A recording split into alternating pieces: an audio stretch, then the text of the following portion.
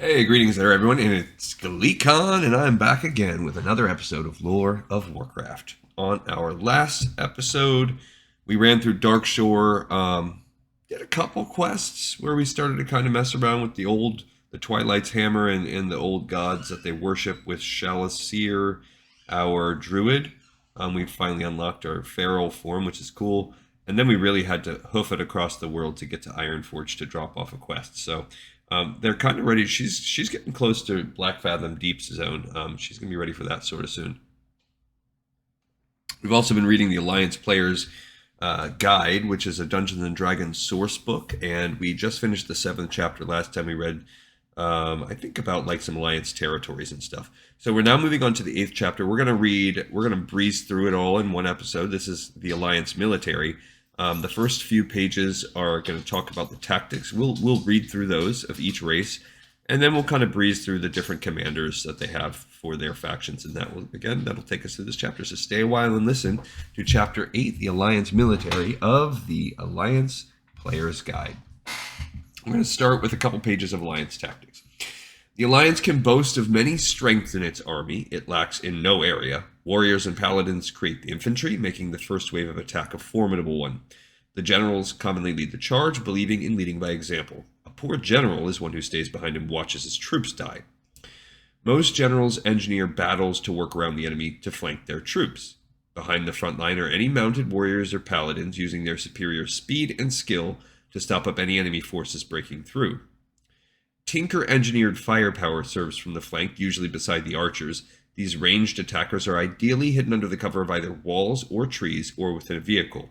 If the army is lucky enough to have powerful artillery or catapults, formidable warriors surround these weapons, there only to defend the weapons.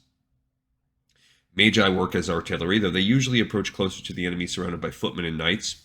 Priests, often stronger physically than the Magi, work within the melee to heal those who have fallen or protect the injured from further attacks. Technologically speaking, the Alliance is strong, with gnomish and dwarven inventions. Heavily armored vehicles with massive guns often help take well-defended structures or even serve to simply destroy an enemy's morale. The appearance of 3 or 4 armored vehicles can often break an enemy's morale without ever firing a shot. However, they are well armed in case they do need to fire. Naval battle doesn't happen as often as it did in the Second War, but now that the Alliance and Horde are rebuilding, one sees many other ships on the sea than Goblin transports, merchant ships, and pirate ships.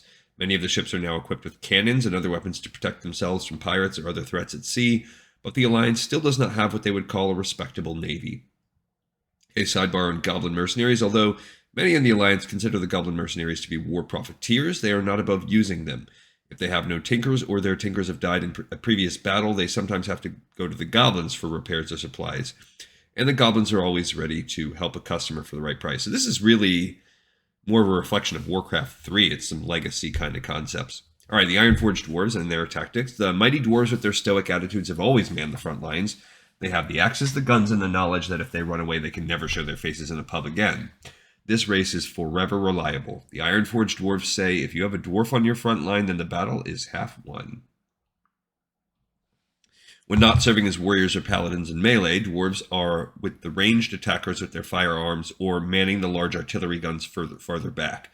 They serve the Alliance in the role of tinkers almost as well as gnomes do, but focus more on weapons and explosives than other devices. Ironforged dwarves do not study magic. It's not a rule, but it's a safe bet to say that a dwarf is not going to be throwing fireballs unless they come out of a gun. They do, however, make fine priests and can call down divine retribution with the best of them. Wildhammer dwarves, the other kind.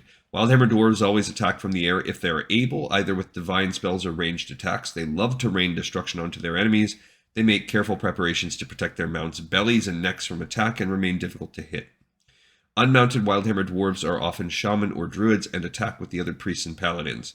They, like their cousins from Ironforge, eschew the arcane pursuits. Wildhammer dwarves are the Alliance's main source of air offense, swooping in on their griffins and spreading confusion and chaos. Half-elves. Half-elves can excel at the positions both parents take, but most fall into warrior roles. These positions are thankless, for most generals aren't terribly concerned whether the half-elves live or die. They're often given the dangerous jobs and see this as a challenge to prove themselves. They can become magi as easily as their high elf parents if they can find tutors patient enough to teach them. The priests of the Holy Light are more tolerant, and many welcome half-elves to follow the path of the healer. There has been more than one half-elf who has become an assassin, as many grew up abandoned on the street and ending up learning the more stealthy arts of stealing and killing. And high elves. High elves excel at magic. Everything else is secondary. High elf magi are some of the most powerful tools a regiment can have. Generals sometimes place arcanists on a hill somewhere to the side of the battle where they can see everything but be far enough away from the carnage to avoid getting hurt. Some high elves do branch out in military careers, most becoming priests or archers. They do not, for the most part, like getting into melee. Since high elves are now few and scattered, they don't have the impact on war and the alliance military that they once did. Okay, night elves. Night elves excel in stealth and serve the armies well as scouts. Their innate ability to hide and their greater knowledge of Kalimdor makes them naturals in scouting the territory and the enemy. Like their distant cousins, high elves, night elves rarely choose to be on the front lines of battle as they prefer ranged or magical, always divine attacks. They resent, however, guarding arcanists as they work in battle. If a night elf is to be on the front line, she is likely to be mounted, or a druid who can assume a form more appropriate for melee. Technology is nearly alien to the night elves as they do not trust it even when used by allies. Night elf druids are a powerful force that is new to the alliance. Their healing magics are a boon, but they serve also as ranged support, scouts, and powerful warriors on the front line in their animal forms. And our gnomies. Every time someone makes a comment about how no gnome warriors exist, he runs the risks of being hamstrung the next time he's in a tense situation. These gnomes are the kind who deny that they are small. Every other race is just too damn big. However, the truth is this race finds ways to become extremely effective in battle while not joining the taller races on the front lines. I love gnome tanks.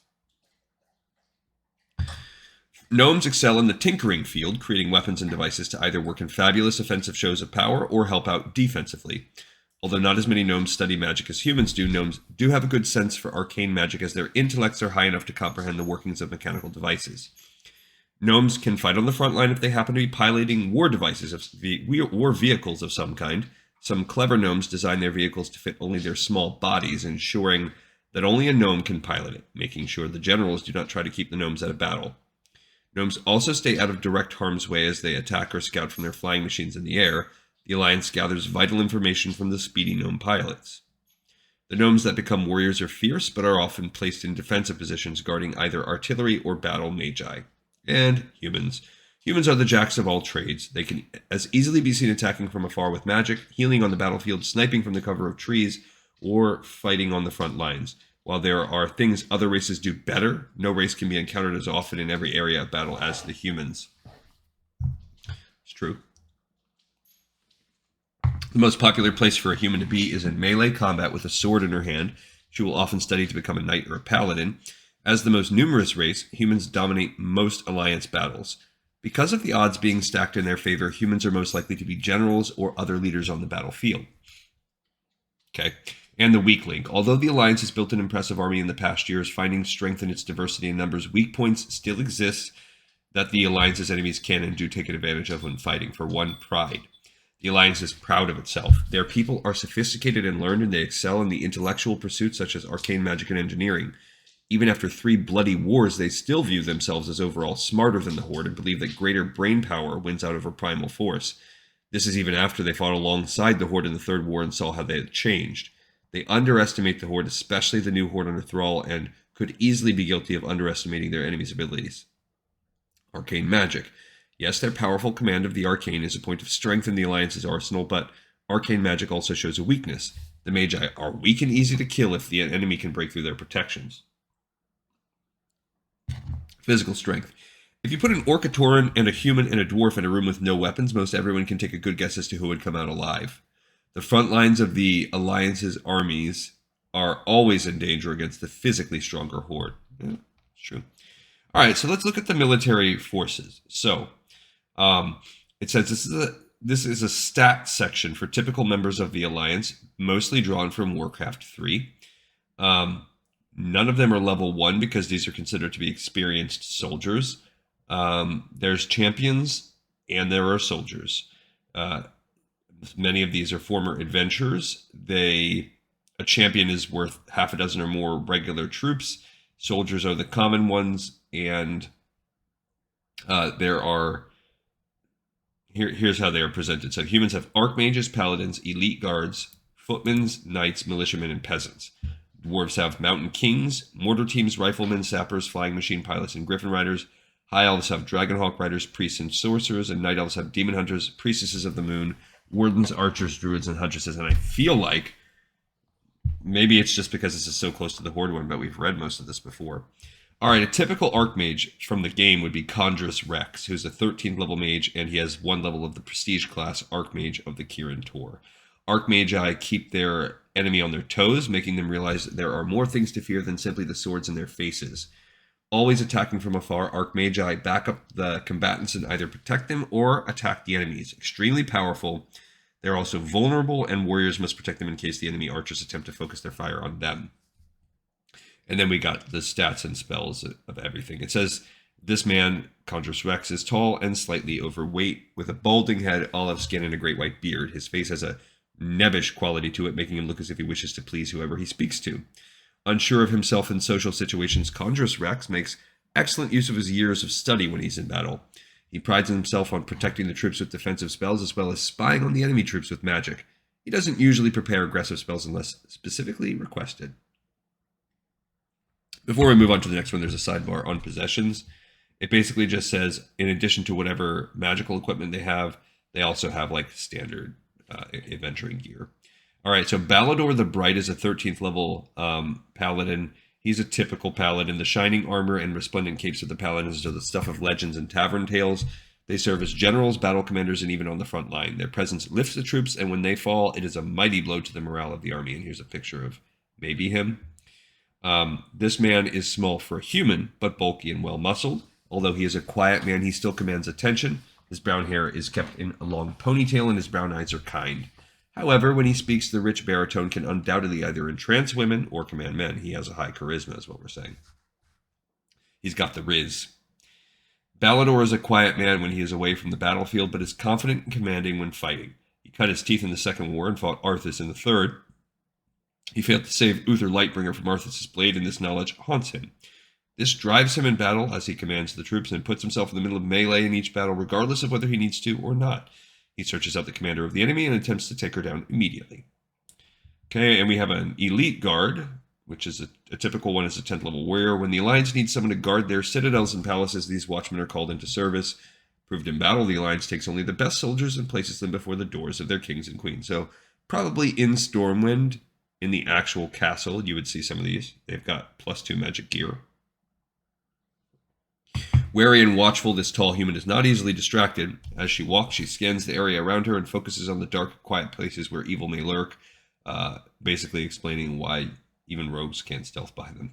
Guards remain on duty, either stationed at a key area or marching on patrol. If the guards spot an intruder, first they sound the alarm, then they attack if they think they can handle the opposition, or retreat to wait for the reinforcements if they cannot.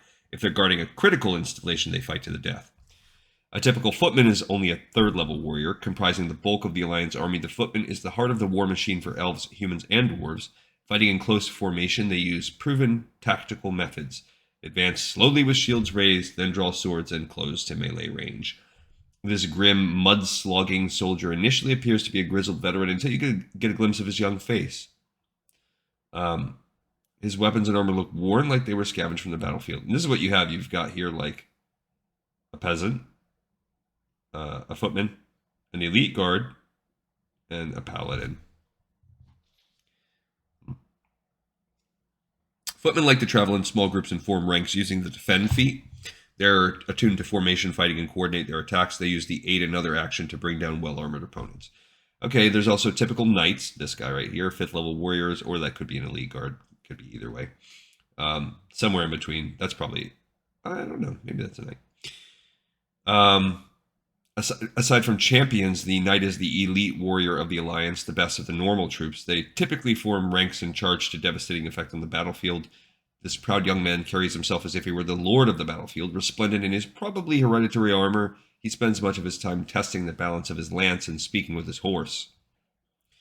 Knights line up for a coordinated charge using their mount's mobility to give them an advantage, using the ride-by feat or to overrun an enemy's line so they may trample their opponents. This might be a militiaman, actually. Typical militiaman is a 3rd level commoner. In terms of fighting potential, militiamen are a step up from peasants. They have answered a call to arms and have gathered in the town hall.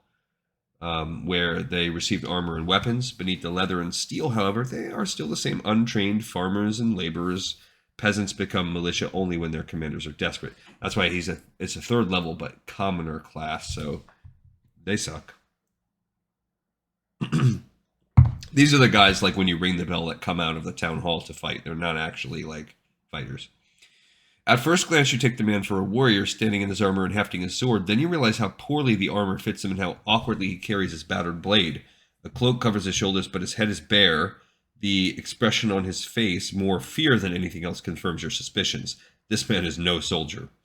Peasants sometimes receive rudimentary military training, and with some armor over their bodies and a weapon in their hands, some of them even remember it. Militiamen still charge, but stop a pace or two away in order to attack. Most of them realize just how little their armor truly protects them and still run away when faced with a clearly superior foe. And that brings us to the peasant, which is the same thing but without the gear. No matter how loudly a knight might boast of his deeds, the truth is that no army could survive, much less win, without peasants. These lowly men, armed with little more than staves and clubs or picks and axes, and often completely unarmored, are the force that allows an army to function.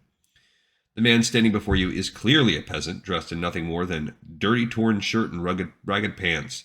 He wears black boots and his head is bare, though he does have a threadbare cloak to ward off the night chill. He carries a mining pick over one shoulder and a burlap sack over the other. Okay.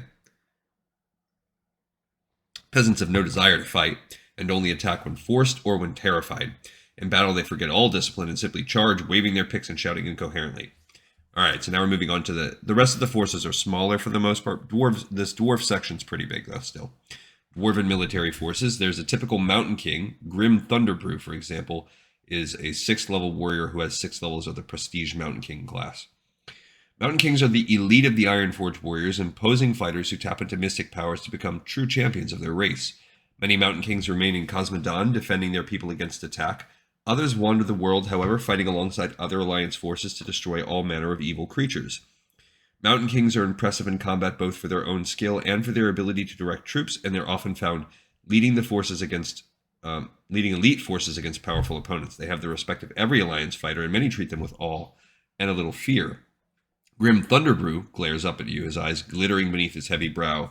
His massive war axe rests easily in his large, capable hands, and an equally impressive battle hammer at his side. You can see the gems encrusting his silvery armor and the dwarven runes carved about his elaborate battle horn. He looks like a war god come to life. Grim is a fearless warrior. He charges into battle, axe held high, targeting the largest foe available.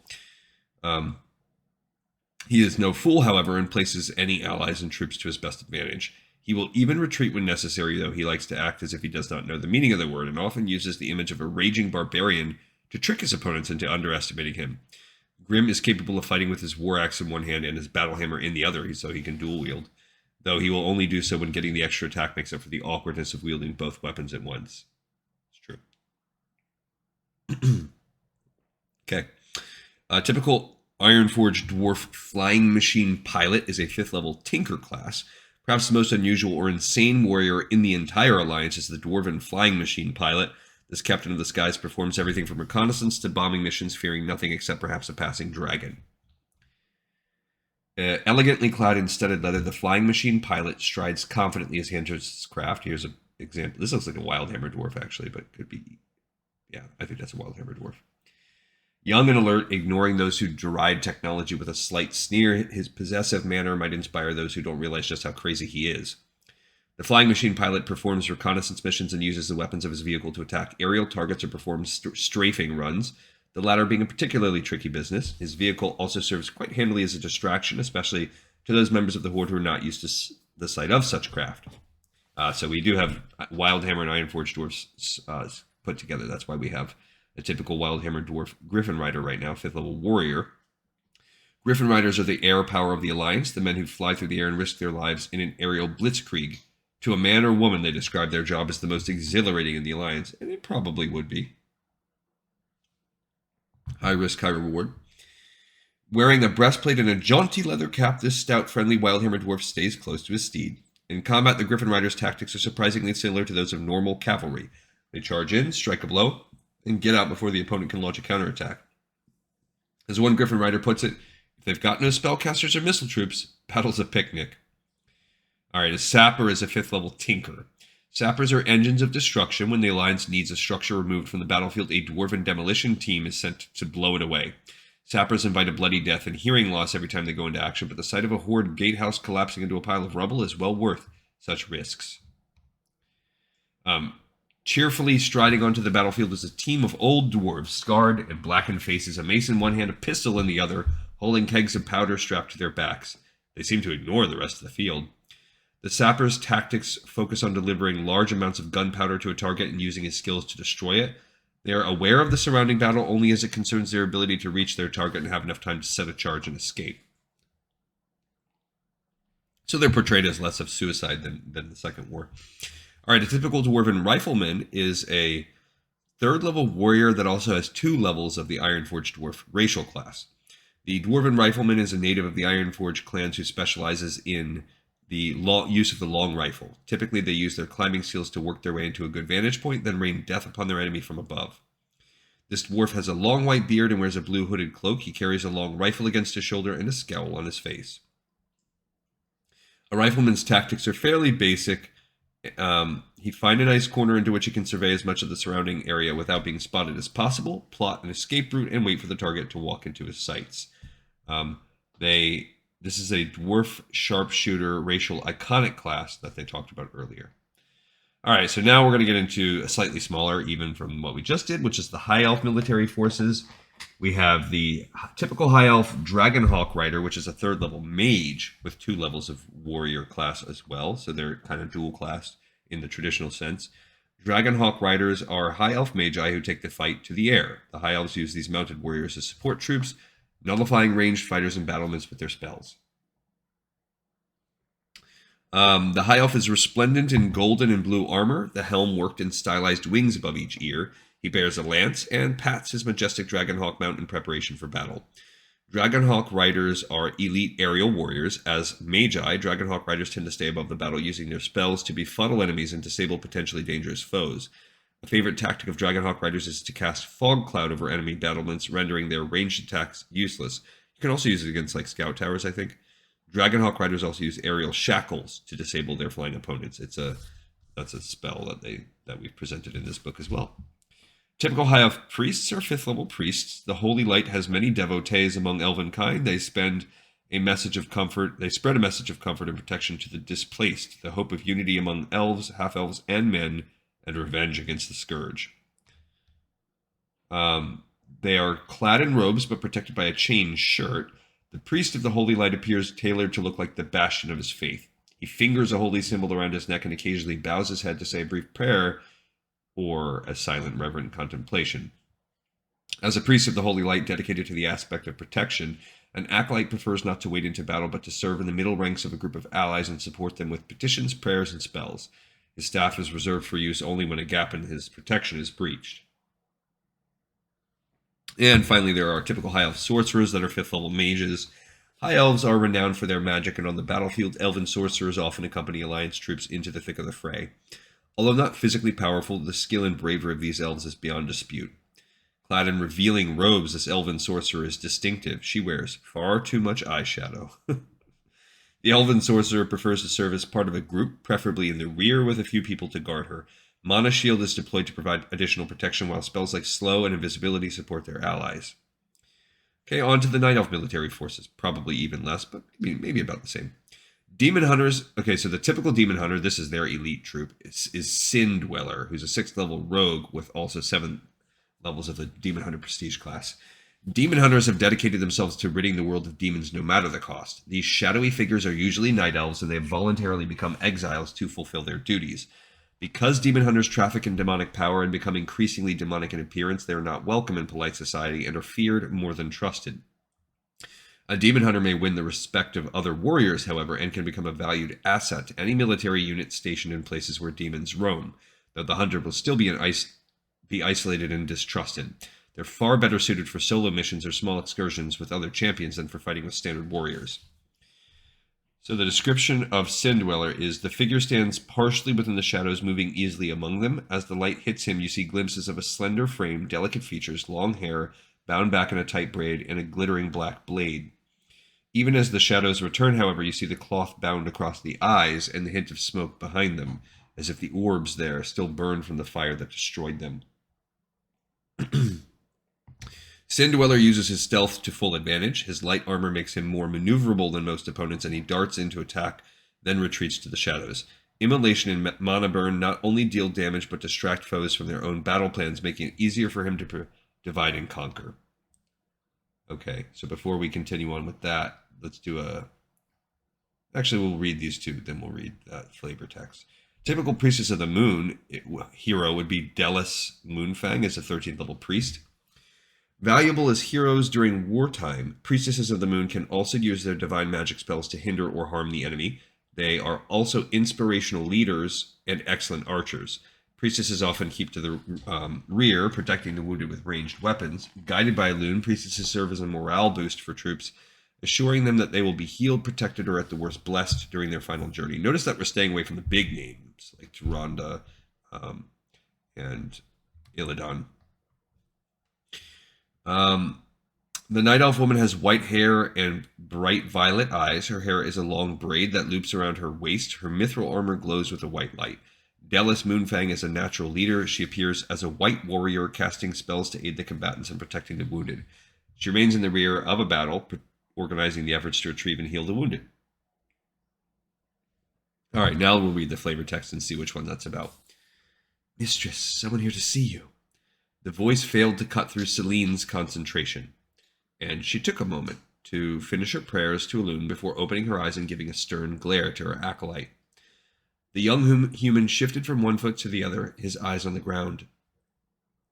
Celine ground her teeth and wondered for the 1000th time why she'd agreed to take members of other races as apprentices and acolytes. However, Elune had wanted her world healed, and inclusion was the path she had chosen. Who is it, Gareth? Few people visited her, as her sanctum was near the border of Ashenvale and the Barrens, and it was considered a dangerous area. Ooh, we're getting close to playing there. I think you should see for yourself. Celine rose and strode past him, glaring. She walked from her private garden in Moonwell to the inner sanctum, and then stopped. He had been ill-used, with blood dripping from cuts on his face and with one eye swollen shut. He sat on the floor, peacefully looking her in the eye. He was unarmed, unarmored, and had the manner of being her guest rather than her surprised and angry guard's prisoner. We need to talk. The land is angry, and it tells me only the unification of our peoples can heal it. We have much work to do. She gazed at her guards, who held him, unresisting at spear point. How in the name of Cenarius did an orc get in here? Huh. Now I'm curious. That'll be cool to continue that story. All right, back to our heroes. A typical warden would be Cordana Felsong, who is a 3rd level rogue, 3rd level scout, and 7th level warden. So she's got the prestige class of warden and maybe scout. Wardens are the Night Elf special police force tasked with maintaining the laws of their people and with pursuing and capturing their fugitives. Though staunch members of the Alliance, wardens are rarely seen outside Night Elf lands unless sent on a specific mission. When pursuing fugitives, however, they may work with other Alliance forces and can prove invaluable when navigating Night Elf territories. More than one Alliance commander has felt some disquiet upon meeting these fiercely independent, accomplished, focused women, but that discomfort often changes to admiration and even appreciation upon seeing the warden at work. Wardens often target key enemy figures who have attacked the Night Elves before, and their presence near a battlefield often means the upcoming elimination of a significant threat. Sometimes a warden allies with an Alliance force, staying with them and eliminating each major opponent the Alliance commander indicates. This usually occurs on or around Night Elf lands where any invading force is a threat to their society. The Night Elf steps from the shadows as if emerging from a dark pool, her delicate features forming before you. Tall and lithe, she wears no armor but carries an impressive silvery blade as if it weighed nothing. Her cool gaze sweeps across you, and you feel as if you have been judged and barely deemed acceptable. This is a warden. I think a warden would be an awesome playable class. It'd be super dope. But I guess it's kind of similar to Demon Hunters. Also, the fact that only Night Elves could be it. Like, I wish we hadn't gone with the Drac Theory and Evoke, which there's so many other cool things we could have done.